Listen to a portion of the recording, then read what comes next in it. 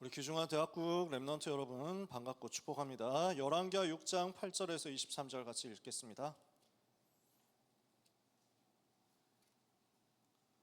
열왕기하 6장 8절에서 23절. 열왕기하 6장 8절에서 23절 한 절씩 교독하겠습니다. 그때 아람 왕이 이스라엘과 더불어 싸우며 그의 신복들과 의논하여 이르기를 우리가 아무데 진을 치리라 하였더니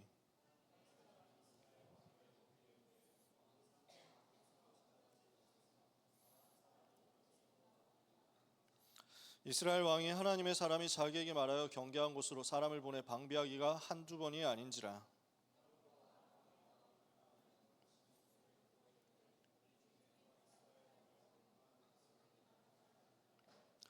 그 신복 중에 한 사람이 이르되 우리 주 왕이여 아니로소이다. 오직 이스라엘 선지자 엘리사가 왕이 침실에서 하신 말씀을 이스라엘의 왕에게 고하나이다 하는지라.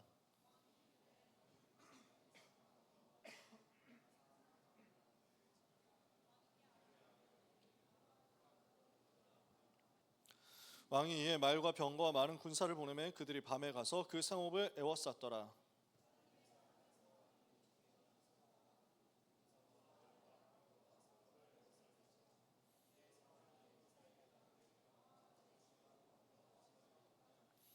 대답하되 두려워하지 말라. 우리와 함께한 자가 그들과 함께한 자보다 많으니라 하고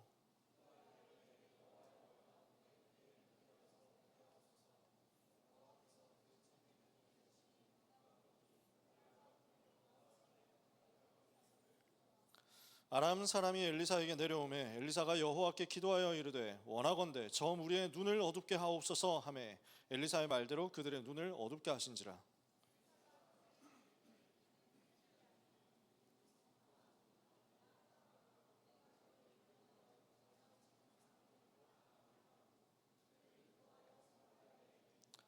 사마리아에 들어갈 때 엘리사가 이르되 여호와여 이 무리의 눈을 열어서 보게 하옵소서 하니 여호와께서 그들의 눈을 여시매 그들이 보니 자기들이 사마리아 가운데에 있더라.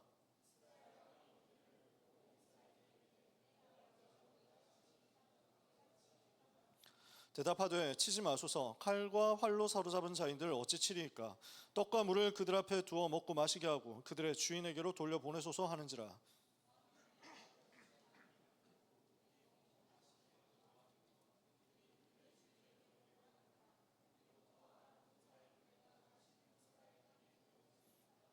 아멘.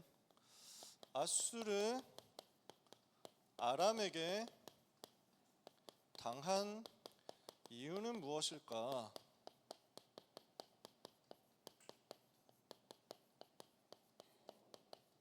왜 애굽에 노예되었고 왜 블레셋 때문에 전쟁에 시달렸고 왜 이번에는 아수르 아람 때문에 어려움 당하는가? 말씀을 봐야 되겠습니다. 사탄에게 여러분은 틈을 주지 않아야 되겠죠. 언제 사탄이 틈을 타고 들어올까요? 복음을 알아야 하는데 복음을 알기는 아는데 복음을 제대로 알지 못하는 겁니다.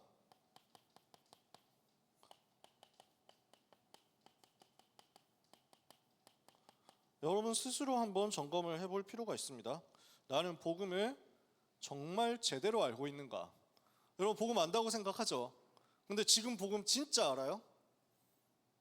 정말 복음 진짜 아시는 것 같아요? 복음이 뭐냐라고 했을 때 여러분 대답할 수 있습니까? 복음이 뭐라고 생각하냐 했을 때 여러분 뭐라고 대답할 겁니까? 즉각적으로 이게 튀어나올 수 있도록 복음으로 내가 충만하고 복음에 대한 감격이 있어야 되는데 제대로 알지 못하면 그냥 대강 들었던 그것을 얼추 생각해내가지고 억지로 짜내서 얘기해야 된단 말이에요. 어떤 게 여러분의 상태냐 확인해 봐야 되겠죠. 우리는 주로 복음을 잘 모르는데 안다고 착각하는 경우가 많을 겁니다. 복음은 엄청난 능력인데 복음은 어마어마한 비밀인데 잘 모르면서 안다고 스스로를 속이고 있을 수 있습니다. 복음을 제대로 알지 못하면 어떻게 되냐면요, 복음 체험이 안 되는 겁니다. 복음이 내 삶에서 실제 체험되고 있냐? 정말 예수님이 그리스도고 나의 모든 문제 해결이 맞냐 했을 때 이게 잘 안 나오는 거예요. 하나님의 은혜로 저는 이거 봤거든요. 내 모든 문제 하나하나에 대해서 예수님이 그리스도 맞더라고요. 그리스도 모든 문제 해결이 맞다. 학업에서 체험했어요. 건강에서 체험했어요. 내 인간관계에서 체험했어요. 내 인성에서 체험했어요. 내 인생에서 체험했어요. 우리 경제에서 체험했어요. 예수님 그리스도 모든 문제 해결자 맞다. 나는 체험했다. 딱 하나 빼고 연애 이랬거든. 제가 젊을 때 그랬거든요. 연애는 내가 확인 못 해봤으니까 확인하면 알려줄게 그랬다니까요. 근데 지금은 말할 수 있습니다. 그것도 그리스도 안에 다 있다. 복음 안에 다 있거든요. 근데 대부분 사람들이 그 복음을 체험을 못해. 예수님이 그리스도 모든 문제 해결자 맞는데 한 번도 기도 응답 받아본 적이 없어. 여러분 기도 응답 받아보셨나요? 진짜 기도해 보셨어요? 그리고 진짜 기도했는데 응답 받아보셨어요? 저는 받아봤거든요. 와, 하나님이 어떻게 이런 걸 다 이렇게 알고 응답하시지? 싶더라고요. 하나님이 다 알고 채우세요. 그 복음 체험을 해보고 나니까 그냥 너무 재밌는데 사람들은 이 재미를 몰라. 그냥 제가 눈빛 대충 보면 모르는 것 같아. 이 즐거운 걸 전혀 즐겁게 못 누리는 것 같아. 그냥 억지로 교회 나오는 거지. 복음이라는 이유로 오히려 눌려서 살아가는 거지. 복음 안에서 나오는 수많은 개념, 수많은 단어들 여기에 눌려가지고 허우적대는 거야. 많은 다락방 성도들이, 많은 랩런트들이. 여러분 수많은 단어가 나옵니다. 수많은 개념들이 나옵니다. 수많은 숫자들이 나옵니다. 전에 처음에 393으로 시작했다가 이게 어느새 773이 되고 이게 어느새 777이 돼가지고 이렇게 있는데 불신자 상태 6가지가 12가지 사탄의 전략이 됐다가 이제 17가지 망대가 돼가지고 원래 또 그것도 16가지 망대였다가 17가지가 돼가지고 나도 그건 뭔지 모르겠어. 그래서 오늘 방금 보고 나왔어. 아 이게 그래서 17가지구나. 그래서 숫자 외우는 것도 중요하지 않고 단어 외우는 것도 안 중요합니다. 근데 더 문제는 어차피 외우지도 않을 거면서 왜 눌리냐고. 못 외우면 눌리지 마세요. 안 외워도 괜찮으니까. 외워지면 외우고 안 외워지면 안 외워도 된다니까. 그 단어와 그 숫자와 그 개념들 다락방에서 나오는 그 수많은 메시지의 흐름들은 복음 누리라고 복음 체험한 사람에게 더 재밌게 더 풍성하게 이 복음을 활용하고 누리라고 준 거지 그거 가지고 눌리라고 준 게 아니거든. 근데 사람들 다 눌려 있다니까. 왜냐? 체험이 안 돼가지고. 복음 체험되니까 저는 하나님 은혜로 제가 뭐 다 체험했겠어요? 제가 복음을 다 알겠어요? 알면 알수록 더 깊어. 그리스도는 알면 알수록 야 나는 진짜 그리스도 모르는구나 이 생각밖에 안 든다니까. 진짜 저는 오타쿠라고 저 스스로를 생각하지 않습니다. 맞습니까 아닙니까? 목사님 오타쿠 맞냐? 여러분 생각할 때 제가 오타쿠예요? 저는 오타쿠가 아닙니다. 왜냐? 자격이 없어. 오타쿠는 굉장히 훌륭한 사람이라니까. 그 정도 깊이 들어가야 되는데 내가 뭐 오타쿠예요. 그냥 조금 애호가지. 제가 원피스 덕후가 아니 원피스를 좋아하지만 원피스 덕후는 아니야. 왜? 그저 그냥 원피스에서 NES 로비 편에서 로빈이 살고 싶어 나도 바다로 데려가지고 이거 하면서 은혜 받아가지고 아 이 만화 봐야 되겠다고 매주 그냥 계속 이제 그 넘어오는 새로운 이제 번역판을 보면서 아 록스가 이렇게 생겼군 하고 있는 정도지. 그렇다고 제가 막 다 추측을 다 때려잡고 그러면서 막 아 이 해적이 이런 놈이었고 저 해적 캐릭터는 여기서 나왔고 뭐 그 50권 전에 이거 여기서 나온 거였고 뭐 이런 정도 안 됩니다. 저는 수준이 안 돼. 감이 안 되니까 오타쿠가 아니지. 그러니까 제가 알면 알수록 전에는 잘 모를 때는 안다고 깝쳤거든요. 전 처음 잘 모를 때는 그랬다니까. 야구를 제가 진짜 좋아하잖아요. 좀 야구를 열심히 보니까 아 야구 이런 거야 하면서 막 떠들었거든. 알면 알수록 겸손하게 되더라고. 야 야구의 세계는 진짜 넓고도 깊구나. 나는 진짜 야알못이다. 나는 야구에 대해서 아무것도 모른다. 저는 진짜 모릅니다. 농구 엄청 좋아하는데 NBA 엄청 좋아하는데 전 농구 모릅니다. 농알못 그 자체. 알면 알수록 그래. 제대로 알면 알수록 그래. 근데 제대로 모르면서 아 나 보고 아는데요 뭐 이런다니까. 그러니까 맛도 못 보고 체험도 못 하고 이러니까 나와 있는 그 모든 것이 누리라고 준 게 다 눌려가지고 스트레스 받고 힘들고 신앙생활 어렵다고 하고 답답해서 제가 얘기하는 겁니다. 복음 체험 안 되면 결국 어떻게 되냐면 교리가 되는 거예요. 62가지 전도자의 삶이다 이러면은 10가지 살아남는 비밀이다 이러면 이거는 내가 현장에서 확인하고 전도운동하고 제자운동하면서 메시지를 꽂아 넣어주기 위한 건데 내가 기도로 누리라고 준 건데 그러니까 이걸 달달달 외워야 되는 것처럼 생각하는 거야. 야, 여러분 자, 따라해 보세요. 21가지의 갈보리산 감람산 마가다락방, 갈보리산 감람산 마가다락방, 천명 소명 사명, 천명 소명 사명 이래가지고 이게 그걸 보고 교리라고 한다니까. 내 삶에 실제 누려지지 않고 내 삶에 실제 적용이 안 되고 내 삶에 실제 체험이 안 되고 그냥 머리로만 들고 있고 나는 뭔지 모르겠지만 하라고 하니까 하는 거야. 교리. 이론이 되어버립니다. 복음이 살아있는 하나님의 능력의 말씀인데 그게 나하고 전혀 상관이 없으니까 그걸 보고 종교화라고 합니다. 그냥 다른 종교하고 뭐가 다른데 이러면 기독교하고 불교하고 힌두교하고 이슬람교하고 남미 호랭기교 하는 저 창가학교하고 뭐가 다른데 다르잖아요. 근데 그걸 못 누리니까 종교 생활하는 겁니다.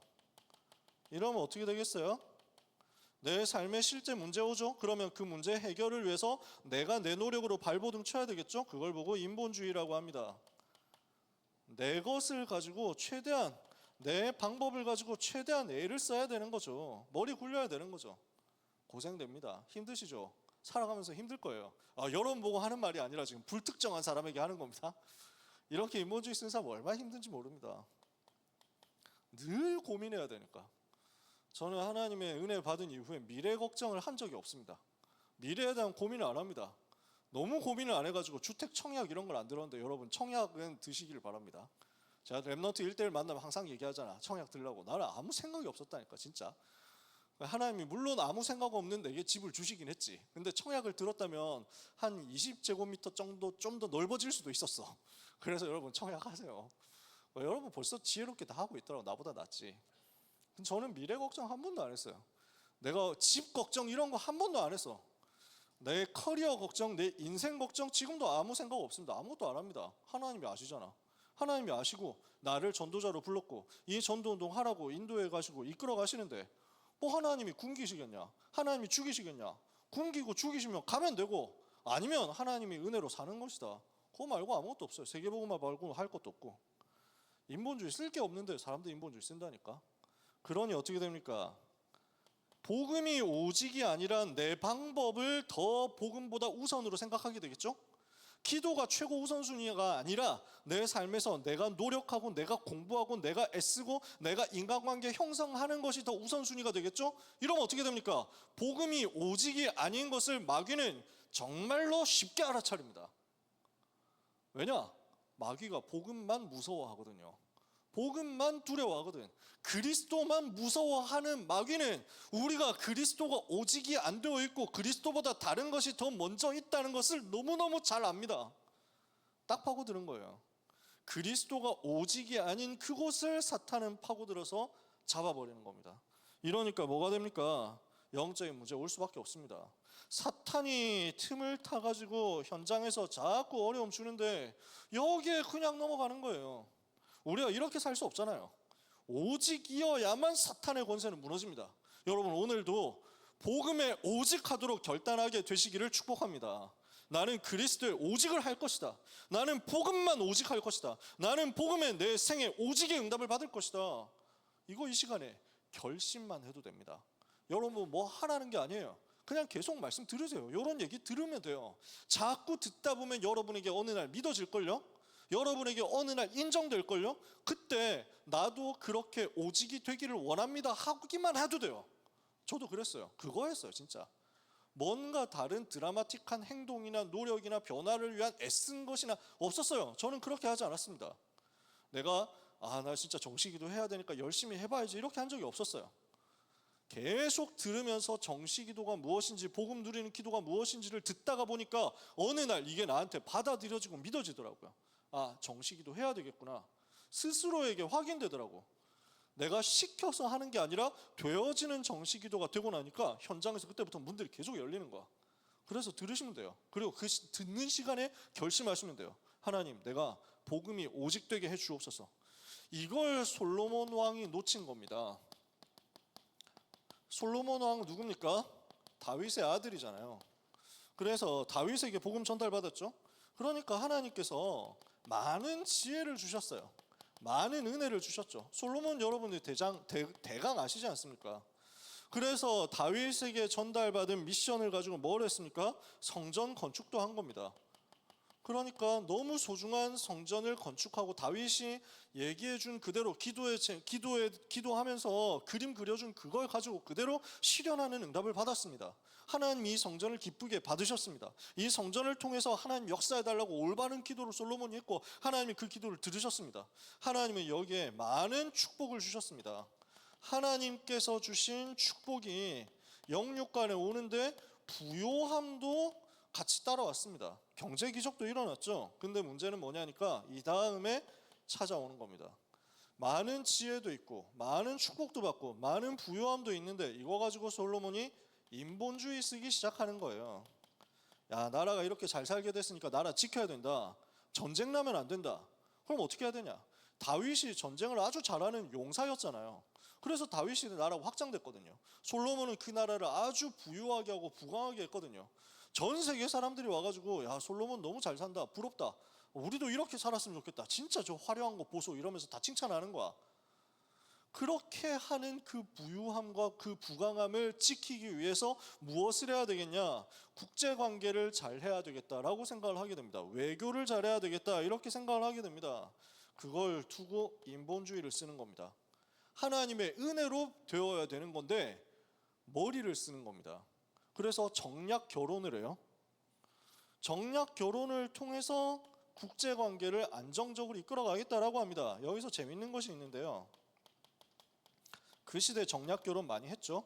근데 주로 어떤 식이냐면 공주가 이제 뭐 옆에 나라 왕자에게 시집 간다 이런 식이란 말이에요. 그러면서 그 여자가 남자에게 시집 가는 형태로 정략 결혼이 보통 이루어져요. 상대방이 대등한 국가 관계잖아요. 그러면 어떻게 하냐면 서로 왕자 공주를 교환하는 형태로 결혼을 합니다.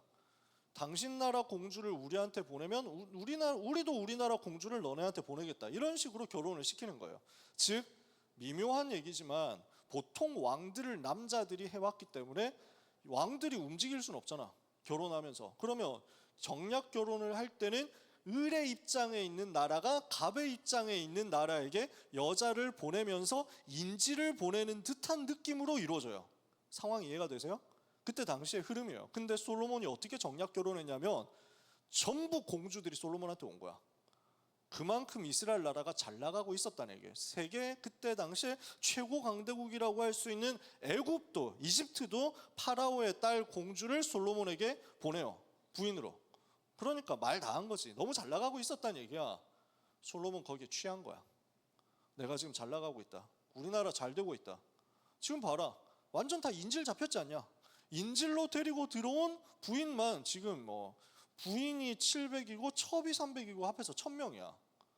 그러니까 진짜 사랑해서 결혼한 사람 몇 명인지는 알 수 없지만 누구누군지 알 수 없지만 하여튼 1000명 가까운 부인들이 와가지고 예루살렘에 살고 있는 거야. 보통 일이 아닙니다.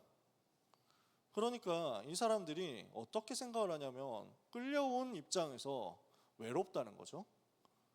거기다가 남편을 만날 수가 있냐? 못 만나잖아. 그렇다고 다른 남자 만나가지고 데이트하냐? 그럴 수도 없잖아. 이러니까 혼자 그냥 기다리면서 그냥 시간 보내는 거 말고 할 게 없는 거예요. 우리 너무 힘듭니다.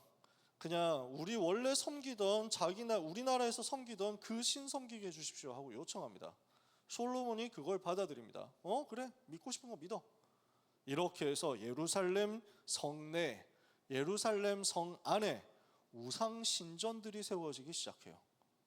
뭐 소규모겠지. 얼마 안 되지. 조그맣게 만드는 거예요. 근데 사탄이 틈타는 거죠. 여러분 생각해 보세요.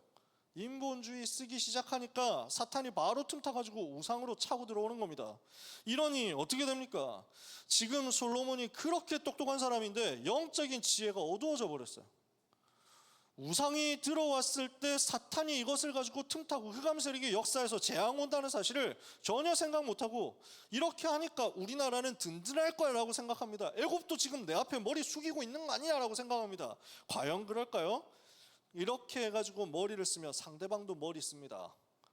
사람들이 이거 잘 모르는데 내가 계략으로 상대를 괴롭힌다고 생각하죠? 그 상대방도 계략으로 나의 뒤통수 언젠가 칩니다. 서로 그러고 있다니까. 사람들은 이걸 모르는 거예요. 이 우상이 결국 뭐가 되냐면 모든 백성들의 올무가 됩니다.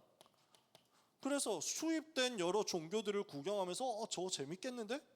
근데 이 사람들이 복음이 점점 약해지는 거예요. 복음 체험이 약해지는 거예요. 백성들이 교리와 이론, 종교생활 이렇게 빠지는 거예요.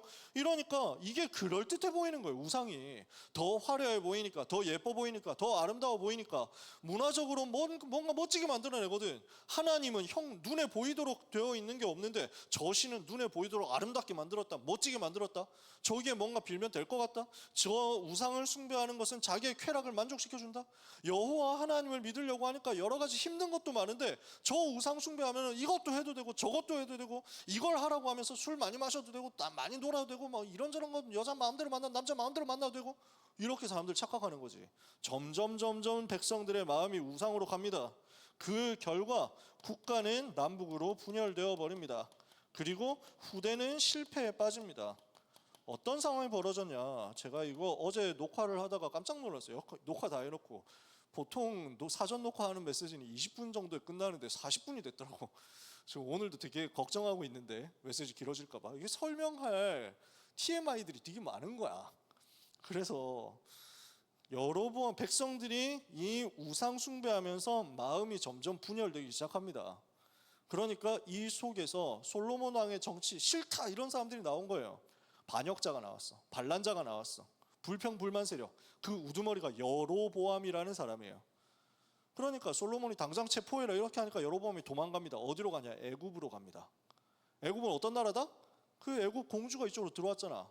그래서 겉으로는 이제 막 정상회담하면서 하하하 호호호 하면서 웃고 있었을 겁니다. 막 우리 애굽과 이스라엘은 서로 영원한 형제 국가이며 이래가지고 막 우리는 결혼 동맹까지 했기 때문에 절대로 서로를 해칠 수가 없으며 함께 영원히 번영합시다. 이래놓고 솔로몬도 뭐 공주 보내는데 별거 있어라고 생각하고 애굽 임금도 두고 보자 뒤통수 친다 이러고 있는 거야. 그 상태에서 여로보암이 도망갔어. 솔로몬이 발견하고 애굽에 연락합니다. 거기 빨리 보내달라고. 반역자 도망간 것 같으니까 좀 찾으시는 대로 보내주시기 바랍니다. 장인어른. 이러니까 애굽 왕이 뭐라고 합니까? 아 당연히 보내줘야지. 찾으면 바로 보내줄게. 아 그 반역자가 있다니 나쁜 놈이. 이러면서 보호합니다. 여로보암을 숨겨서 보호해. 왜? 카드잖아. 나중에 솔로몬과 이스라엘 나라를 엿먹일 카드지. 그걸 왜 버리겠어요? 감춰놓고 있다가 솔로몬 죽고 나니까 바로 돌려보내잖아.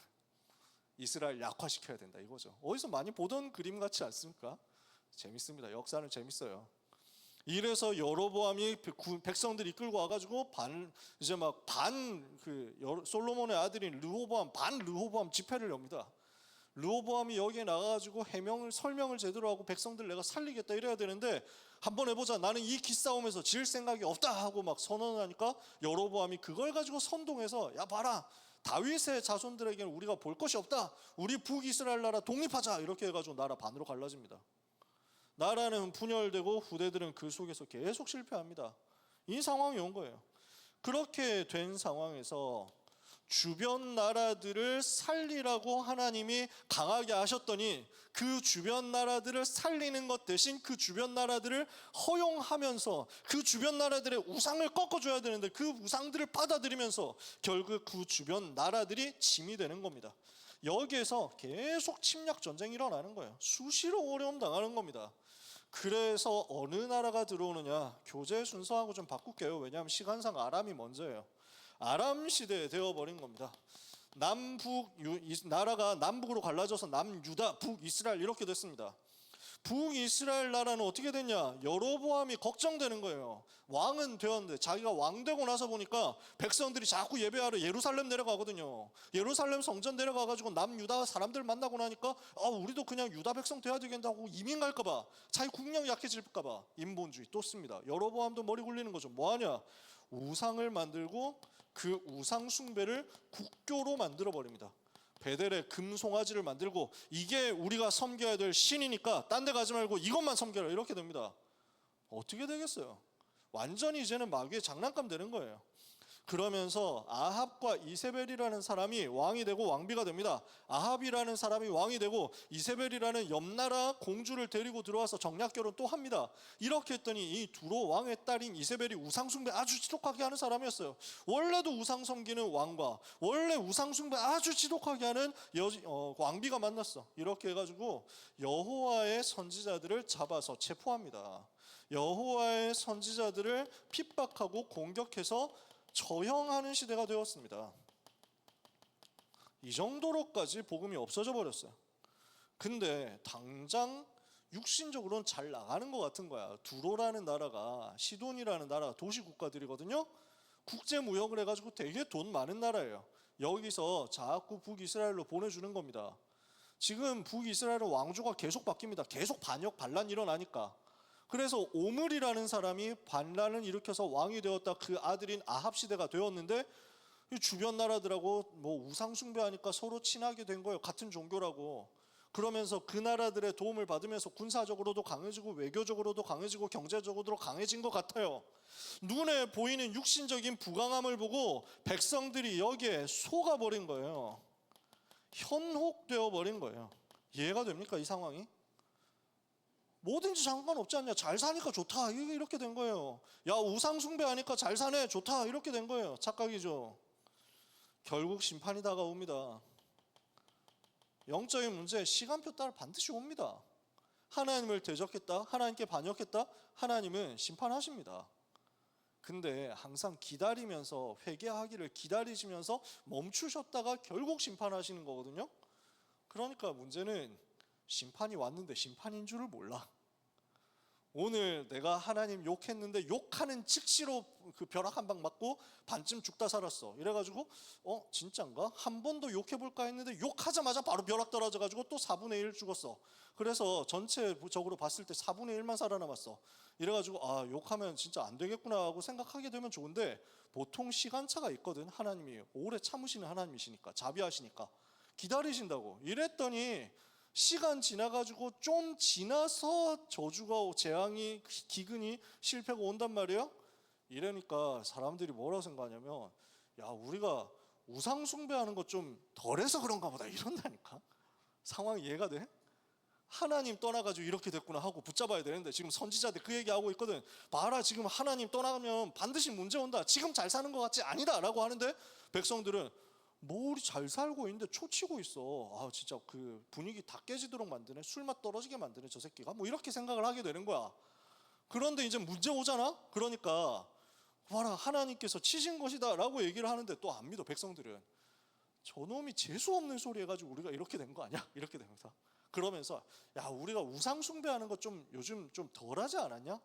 바알 아세라 좀 더 열심히 섬겨야 되는데, 그치? 뭐 이러고 있어. 속는 거야.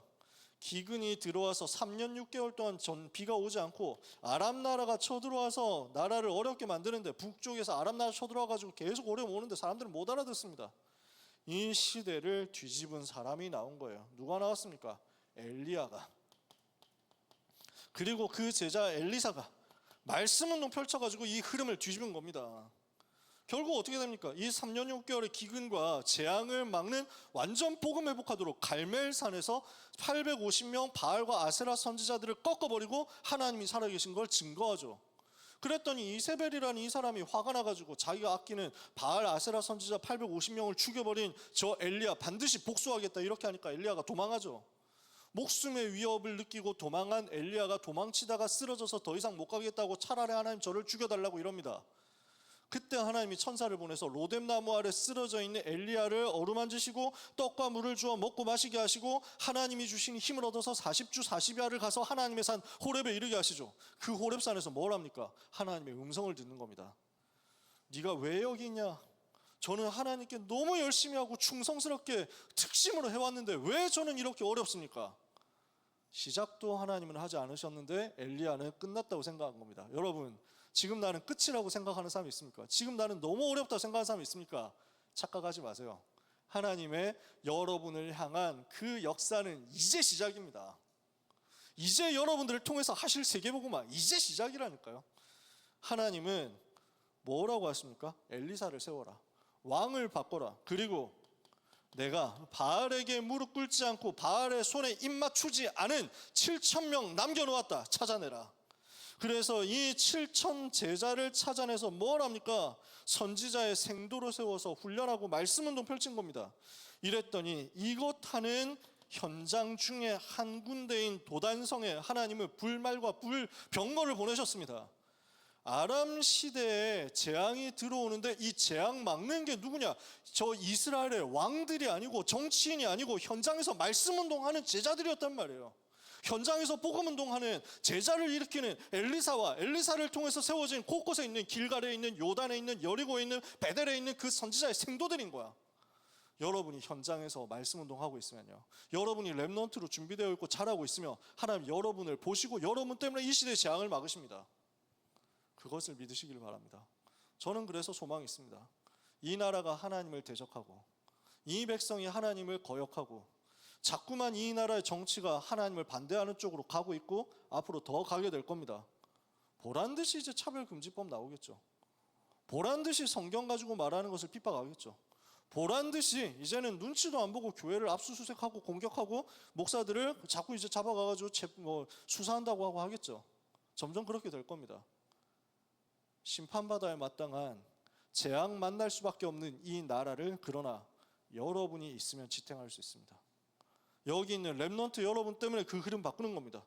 도단성에 있는 엘리사를 보시고 도단성과 곳곳에서 말씀 운동하는 주의 종들 렘넌트 7천을 보시고 하나님은 아람 시대에 막는 역사를 일으키셨단 말이에요. 결국 어떻게 합니까? 싸우지 않고 승리하는 겁니다. 오늘 본문 나왔죠? 그래서 아람에 대해서 싸우지 않고 승리하는데 사실은 아람 나라에까지 복음이 전해지는 거예요. 당장 열왕기하 5장에 보면은 아람 나라의 국방장관인 나아만이 복음 받고 치유되는 역사가 일어났거든. 오늘 6장에 보면 아람 왕의 궁정에서 일어난 이야기를 하고 있잖아요. 임금하고 신하들이 국정회의하는 장면, 아주 비밀 군사작전 하는 얘기가 그려져 있잖아요. 이거 누가 알고 썼어요? 이거는 그냥 상상해가지고 쓴 게 아니에요. 아람 나라 신하들 중에 이미 복음 받은 사람이 있다는 거예요. 나만 필두로 해가지고. 이러니까 이 사람들이 알고 나중에 얘기해 주니까 쓴 거지. 아니면 어떻게 이걸 써요? 이해가 돼요? 비밀 회의를 어떻게 알고 쓰냐고. 열왕기하 이걸 쓴 기자가 제자가 나왔다는 얘기지. 세 번째입니다. 이렇게 되는데 또 복음이 희미해지고 또 복음 없어져 갑니다. 하나님은 아람 나라보다 이제 아람 나라가 약해지면서 새로 일어나는 아수르라는 나라를 보시고 여기에 복음 전해라. 니느웨라는 현장에 가서 복음 전하라고 하나님이 요나에게 말씀하시죠. 선지자 요나 얘기 아시잖아요. 니느웨가 어디냐면 아수르의 수도입니다. 여기 가서 복음 전해라. 갑니까? 안 가잖아요. 싫다 이거지. 왜냐? 요나가 애국자인데 잠재적 적국인 아수르에게 왜 내가 복음 전해야 되냐 이렇게 생각하는 거예요. 저 강대국 아수르 복음 전하기 싫다 이거예요. 요나 보고 야 너는 가서 여기 살고 있는 요나에게 야 여기 니느웨 가서 복음 전하라 이랬더니 예 알겠습니다 해놓고 요나가 신나게 어디로 가냐? 바닷가로 갑니다. 니느웨는 여기는 내륙 지방이에요. 배를 탈 일이 전혀 없는 곳이에요. 항구로 딱 가더니 요바로 가가지고 저 다시스로 가는 배 좀 없습니까? 이래가지고 다시스요? 이래가지고 배를 탑니다. 다시스는 어디냐? 여기야 제일 끝이라니까. 지구 끝이라고. 그 당시에 스페인이야. 동쪽으로 가라 했더니 알겠습니다 해놓고 서쪽 제일 끝으로 가는 지구상에서 간이 제일 큰 사람이 저는 요나였다고 생각합니다. 미친놈이래. 진짜 대단해. 천국 가서 만나보면은 간 사이즈 재봐야 돼. 야 보통이 아니라니까. 그래가지고 저는 갑니다. 그러니까 하나님이 폭풍 이래가지고 틱 튕기니까 풍랑만 나죠. 죽을 뻔했잖아요. 그래서 바다에서 딱 던져지니까 물고기가 캐치해가지고 바로 이제 토해내죠. 물고기 뱃속에서 3일 동안 회개하고 이제 물고기가 다시 육지로 딱 토해내거든요. 어릴 때는 니느웨 어떤 동네인지 모르니까 물고기가 바로 직배송 해준 줄 알았어. 물고기 뱃속에서 나오니까 니느웨 딱 도착인 줄 알았거든. 아니야. 니느웨는 내륙이거든. 처음으로 다시 돌아온 거야. 이제 집에서 내 생각에 집에서 좀 이제 후유증 회복했을 것 같아. 이제 쉬고 있는데 아유 죽겠다 하면서 쉬고 있는데 야 회복됐지? 가자 니느웨. 하나님이 다시 얘기하시는 거야. 안 가면 알지? 뭐 이러니까 억지로 갑니다. 에이씨 하면서 억지로 가는 거예요. 가가지고 하기 싫은데 복음 전합니다. 하루 복음 전했는데 난 3일만 전한다. 3일만 딱 하고 요것만 하고 바로 런각 잰다 이랬는데 하루 만에 전 니느웨가 복음 받아버린 거야. 요나의 계산 바뀌죠. 하나님이 또 니느웨를 용서하시고 살리시거든. 심판하겠다 했는데. 그러니까 요나 기분 나쁘거든요. 뭐야 이게. 심판받아야 되는 나라가 이래가지고 그래서 하나님 왜 이러십니까? 이러실 줄 알았거든요. 하나님은 인자와 자비가 크시고 노하기를 더디하시고 용서하기를 좋아하시는 사랑의 하나님이신 줄 제가 알고 있었거든요 라고 하는데, 이거는 비꼬는 거예요, 하나님한테. 제가 괜히 간이 크다고 얘기하는 게 아닙니다. 이 보통 사람이 아니야. 그러니까 하나님이 야 내가 지금 니느웨 용서하는 게 그렇게 기분 나빠? 라고 하는데 요나 대답도 안 해. 요나서 읽어보세요. 대답 안 합니다. 뭐 이래가지고 그래도 혹시 멸망 안 하나 해가지고 니느웨 뒷산에 올라가지고 구경하거든요. 이러니까 하나님이 사건 일으켜가지고 깨닫게 만듭니다. 억지로 깨닫는 거예요, 요나 때. 근데 지속이 안 되잖아. 요나를 통해서 억지 선교했지만 선교가 지속되지를 않는 거예요. 그러니까 니느웨가 한 세대 지나서 원래대로 돌아가 버렸어. 이러니 니느웨를 비롯한 아수르를 비롯한 여러 나라에서 오는 우상의 백성들은 그대로 빠지고 왕들도 그대로 빠지고 온 나라가 그 우상 숭배에서 허우적대니까 북이스라엘 나라는 결국 아수르 때문에 멸망합니다. 남유다 나라도 이제는 위기에 처합니다. 아수르가 쳐들어오거든요. 이때 하나님께서 이사야 선지자를 부르시고 그 이사야의 메시지를 듣고 기도 속으로 들어간 히스기야를 통해서 아수르 시대를 이기는 답을 허락하시는 겁니다. 내용은 여러분이 어디선가 들어보셨을 테니까 지금 시간 없어서 자세히 얘기는 못합니다. 아수르 군사 18만 5천 명이 쳐들어와서 온 중동 지방 다 쓸어버리고 완전 쑥대밭으로 황폐화시키고 이제 예루살렘을 포위했습니다. 살 길이 없습니다. 여기에서 히스기야가 다른 임금들처럼 또 인본주의 써본 겁니다. 애굽의 군사 동맹을 요청합니다. 애굽이 도와줄 줄 알았거든요. 반아수르 동맹 해줄 줄 알았거든요. 안 해줘. 자기가 지금 여기서 잘못 그 아수르를 신기를 거슬렀다가 자기도 어떻게 될지 모르니까 안 하는 거야. 발 뺍니다. 해줄 줄 알았거든. 외교로 안 돼. 뇌물을 바쳐봅니다. 아수르 왕에게, 신하들에게 성전에 있는 금, 은까지 다 긁어가지고 갖다 줬는데 이것만 먹고 튀어버립니다. 그러면서 이제 조롱하는 거예요. 야, 안 되지? 이러시고. 해봐, 안 되지? 너희가 섬기는 신 가지고 안 되는 거야. 너네는 끝났어. 이렇게 하면서 조롱하는 편지를 써서 보냅니다. 히스기야가 그제서야 다른 방법 없으니까 하나님만 바라봅니다. 하나님만 바라보고 집중할 때 하나님이 주의 천사를 보내서 기적을 일으키십니다. 어떤 일이 벌어집니까? 히스기야가 아수르 왕이 보낸 조롱하는 편지를 펴놓고 성전에 올라가서 하나님 앞에서 기도합니다. 하나님, 이 편지를 보시옵소서. 하나님을 모욕해서 보낸 이 글을 보시옵소서. 과연 아수르가 지금까지 모든 나라들을 멸하고 그들이 섬기고 있는 신들 멸하고 그 신전들 다 무너뜨렸습니다. 그러나 그것은 그들이 참신이 아니고 거짓신이고 우상이었기 때문입니다. 하나님이 살아계시지 않습니까? 여호와여, 지금 우리는 다른 누구도 의지할 수 없습니다. 하나님께서 우리를 구원해 주옵소서. 그리하여 천하 만국에 홀로 여호와만이 하나님이라는 사실을 증거하게 해 주옵소서. 이 기도하는데 하나님께서는 천사 하나를 보내서 아수르 군사 18만 5천을 그날 밤에 송장이 되게 만들었습니다. 그리고 아수르는 나훔 선지자의 예언대로 멸망당합니다. 그러나 더 중요한 사실이 하나 남아 있습니다. 이사야 19장 23절에서 25절에 보면 하나님께서 무엇을 말씀하시느냐? 아수르에도 남은 자가 있다라고 말씀하시는 겁니다. 그 아수르에도 복음 받을 사람이 있다. 아수르 사람들도 여호와께 와서 경배하게 될 것이다. 그때 내가 말하게 될 것이다. 내가 사랑하는 애굽아, 내가 사랑하는 내 백성 아수르야, 너에게 복이 있을지어다. 여호와께서 말씀하실 것이다.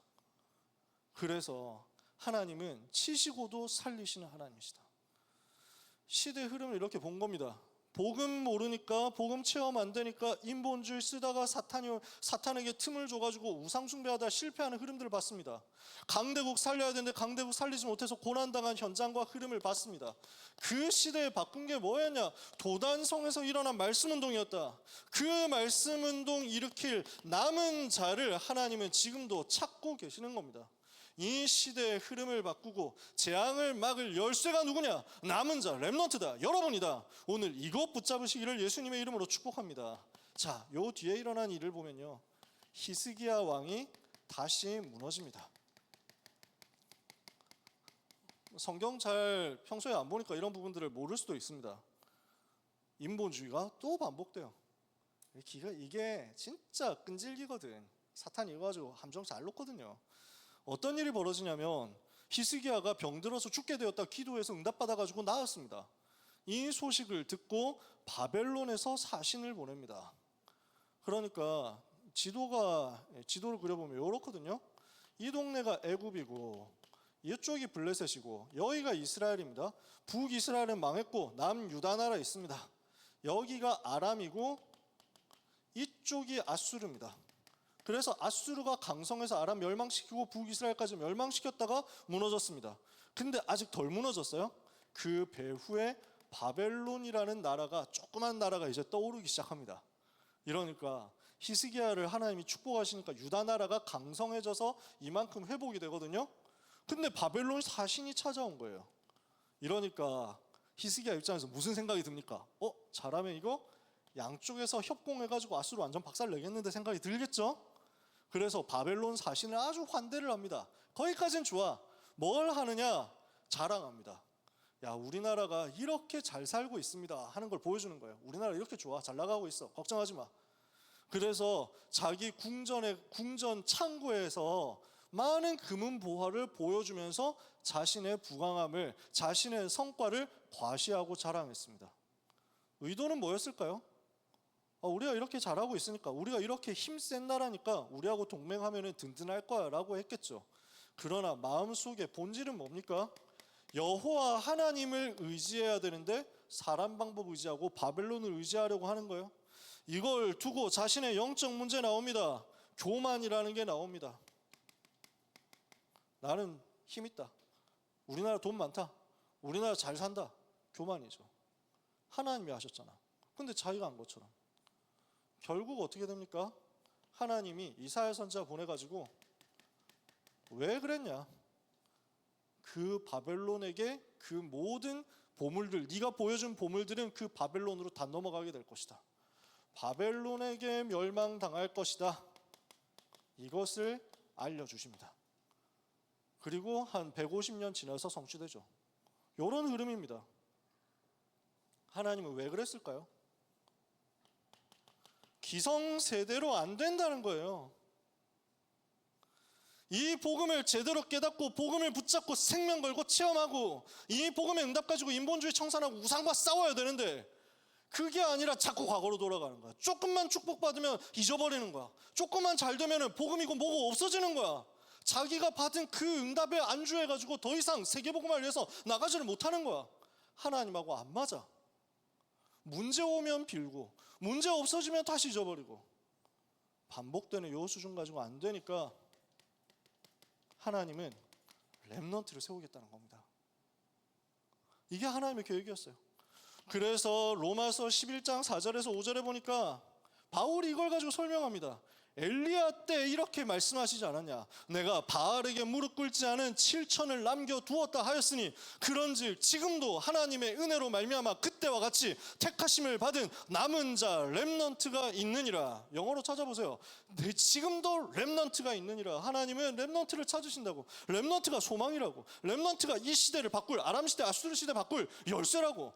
제가 지금 왜 이런 긴 역사 얘기를 했습니까? 여러분이 바로 그 주역이라고요. 여러분 자신이 그 사람이라고요. 내가 아무것도 없다 생각합니까? 상관없어요. 하나님은 그 사람 찾으십니다. 뭔가 많은 것을 가지고 있고 뭔가 똑똑하고 뭔가 지혜롭고 뭔가 학벌 좋고 뭔가 배경 있고 뭔가 돈 많고 그래서 집안 배경 완전 빵빵해가지고 뭐든지 할 수 있는 그런 사람. 그래서 인본주의 잘 쓰는 사람 말고 아무것도 가진 것 없기 때문에 아무것도 할 수 있는 것 없기 때문에 나는 여호와 하나님만 바라봅니다 하는 그 남은 자 일어나서 바벨론 시대 뒤집고 세계 살려라. 아시겠어요? 그래서 여러분 불렀다고요. 우리 잘난 척할 게 아무것도 없습니다. 자랑할 게 하나도 없습니다. 하나님의 은혜밖에 없어요. 열왕기하 19장에 히스기야가 기도할 때 하나님께서는 이사야 선지자를 보내서 응답하십니다. 답을 주십니다. 그러면서 이사야 선지자를 통해서 중요한 메시지를 하시는데 열왕기하 19장 30절에서 34절 성경 갖고 있으면 한번 보시고요. 없으면 그냥 들으세요. 열왕기하 19장 30절에서 34절을 제가 읽습니다. 유다 족속 중에서 피하고 남은 자는 다시 아래로 뿌리를 내리고 위로 열매를 맺을지라. 남은 자는 예루살렘에서부터 나올 것이요 피하는 자는 시온산에서부터 나오리니 여호와의 열심히 이 일을 이루리라 하셨나이다 하니라. 그러므로 여호와께서 아수르 왕을 가리켜 이르시기를 그가 이 성에 이르지 못하며 이리로 화살을 쏘지 못하며 방패를 성을 향하여 세우지 못하며 치려고 토성을 쌓지도 못하고 오던 길로 돌아가고 이 성에 이르지 못하리라 하셨으니 이는 여호와의 말씀이시라. 내가 나와 나의 종 다윗을 위하여 이 성을 보호하여 구원하리라 하셨나이다 하였더라. 누구를 보고요? 남은 자를 보고. 피할 자, 남은 자, 예루살렘에서 나오고 아래로 뿌리를 내리고 위로 열매를 맺게 될 거니까 그 남은 자 일어났을 때 하나님의 구원의 역사 나올 거니까 남은 자 찾아라. 남은 자 세워라. 이 남은 자 그루터기, 렘넌트, 거룩한 씨를 통해서 내 일을 하겠다. 그래서 하나님이 여러분을 지금 여름 렘넌트 대회와 훈련 속으로 끌어가시겠다라고 하는 거예요. 이번 주에 리더 수련의 시작입니다. 다음 주에 본대입니다. 무슨 마음으로 붙어야 되느냐? 황폐해진 기성세대 보고 낙심하지 마라. 자꾸 과거로 돌아가는 기성세대 보면서 낙심하지 마라. 하나님이 나를 이 시대 남은 자로 부르셨다는 사실을 믿고 여러분이 시작하시면 됩니다. 그래서 하나님은 이들이 일어날 날을 기다리고 계십니다. 남은 자가 일어날 그 날을 하나님은 기다리시면서 참고 계십니다. 참으시는 거예요. 조금만 지나면 렘넌트 일어난다. 나는 기다린다. 이게 하나님이세요. 여러분이 일어날 그때를 하나님이 기다리시면서 여러분을 보고 계시는 겁니다. 렘넌트가 일어나서 기성세대 살리고, 렘넌트가 일어나서 문 닫는 교회를 살리고 변화시키고, 렘넌트가 일어나서 왕들을 살리고 왕들에게 답을 주면서 세계를 살리게 될 그날 올 것이다. 이것을 여러분이 마음에 담고 이번 주간에 뭐 해야 되겠냐? 복음 제대로 붙잡는 그 속으로 제일 먼저 들어가시기를 축복합니다. 여름에 생명 걸고 이거 하세요. 복음 제대로 알지 못하게 하는 원수 마귀와 대적하시고 복음 집중해서 들어가세요. 그래야 사탄에게 틈을 주지 않습니다. 여러분, 지긋지긋한 인본주의 흐름 보시라고요. 솔로몬도 인본주의 쓰잖아요. 왕들도 인본주의 쓰잖아요. 이러니까 이 문제 해결이 안 되잖아요. 자꾸만 사람 수준으로 사람 방법으로 생각하고 행동하고 판단하니까 우상 만들어가지고 국교화시키는 인본주의 쓴 여로보암의 문제가 온 북이스라엘에 전달되고요. 히스기야까지도 또 이렇게 되고요. 이 재앙의 흐름을 이제는 렘넌트가 막는 겁니다. 이것 때문에 사람들은 전부 계속 우상으로 넘어가잖아요. 그 우상의 재앙을 막아야 될 거 아니에요. 그 우상 숭배를 꺾어야 될 거 아니에요. 그래서 우리는 뭐 하면 되느냐? 우상과 싸우고 선교의 하늘 가진 렘넌트로 일어나면 됩니다. 하나님이 여러분에게 은혜 주실 겁니다. 이 시간 여러분이 언약의 하늘 잡은 것이 맞다면요, 하나님 앞에서 결단하고 겸비하고 기도를 시작하다가 주의 천사가 동원되어서 여러분의 그 기도가 응답된 사실을 여러분에게 심부름하는 이번 여름 되기를 예수 그리스도 이름으로 축복합니다. 기도하겠습니다. 하나님 감사합니다. 아수르 시대, 아람 시대 이기는 렘넌트 운동, 말씀 운동 하게 하여 주옵소서. 싸우지 않고 승리하며 인본주의와 싸우고 우상과 싸우고 하나님의 뜻 이루는 이번 여름이 되게 하여 주옵소서. 렘넌트의 평생에 사탄에게 틈을 주지 않고 언약의 하늘 가지고 복음 붙잡는 은혜가 있게 하옵소서. 예수 그리스도 이름으로 기도합니다. 아멘.